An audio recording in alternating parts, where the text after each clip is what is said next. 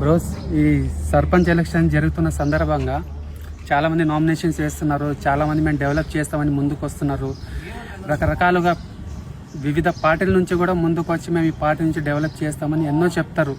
మేము ఇది చేస్తాం, అది చేస్తాం, ఎన్నాళ్ళ నుంచి ఇది చేస్తున్నాం అని చాలా చెప్తారు. కానీ మీకు నిజంగా ఈయన చేస్తాడా చేయరా, వాళ్ళ పార్టీ బ్యాక్గ్రౌండ్ ఏంది, వాళ్ళ ఫీడ్బ్యాక్ ఏంది, వాళ్ళ చరిత్ర ఏంటి, మన తాండకు అసలు ఎన్ని ఫండ్స్ వచ్చాయి, సెంట్రల్ నుంచి స్టేట్ నుంచి ఎన్ని ఫండ్స్ వచ్చాయి, మీకు మొత్తము ఒక వ్యక్తి మీద, ఒక క్యాండిడేట్ మీద మీకు ఒక అవగాహన రావాలంటే ఫస్ట్ మండల ఆఫీస్కి రండి. మండల ఆఫీస్కి వచ్చి ఆర్టీఐ అంటే రైట్ టు ఇన్ఫర్మేషన్, మీ తాండకు మొత్తం ఎన్ని నిధులు వచ్చాయి, దాన్ని ఎలా ఖర్చు పెట్టారు, ఎన్ని ప్రాజెక్ట్స్ వచ్చాయి, ఇంకా ఎంత పెండింగ్ ఉంది, ఎంత ఇన్ ప్రోగ్రెస్లో ఉందని ప్రతి ఇన్ఫర్మేషన్ మీకు మన కమిషనర్ గారు, మన మండల ఆఫీస్ అధికారులు మీకు మీ ఇంటి దగ్గర వచ్చి ఇస్తారు.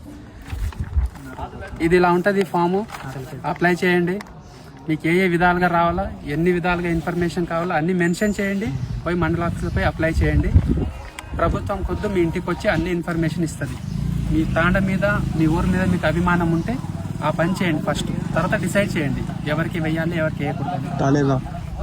నేను పర్టికులర్ తాండ, నాటెల్లి పెద్ద తాండ గ్రామ పంచాయతీ నుంచి నేను మాట్లాడుతున్నాను. నా పేరు రాజనాయక్. నేను నామినేషన్ వేశాను. నాకు తెలీదు సర్పంచ్ అంటే ఏం రాదు అని అంటారు. సో అది ఎంత నిజము, ఎంత అబద్ధం, మనకు కూడా క్లారిటీ ఉండాలి. మన తాండవలో కూడా ఒక నిజం తెలియాలి. నిజంగా ఫండ్స్ వస్తాయా, రావా, నిజంగా అన్ని ఇబ్బందులు ఉంటాయా, నిజంగా మనకు ఒక చిన్న పని కావాలన్నా దానికోసం మనం అంత గుంజుకోవాలా, అంత లీడర్లు ఎంట పడాలా, చిన్న చిన్న 1 లక్ష రూపాయలతో అయ్యే పని కోసం కూడా మనము 5 సంవత్సరాలు వేచి ఉండాలా. అది ఎంత నిజమో ఎంత అబద్ధమో మనకు తెలియాలంటే ఇదొక్కటే మీ ఆయుధం. మీ ఓటు కన్నా చాలా పవర్ఫుల్ ఆర్టీఐ. దాన్ని ఉపయోగించుకోండి ఫస్ట్.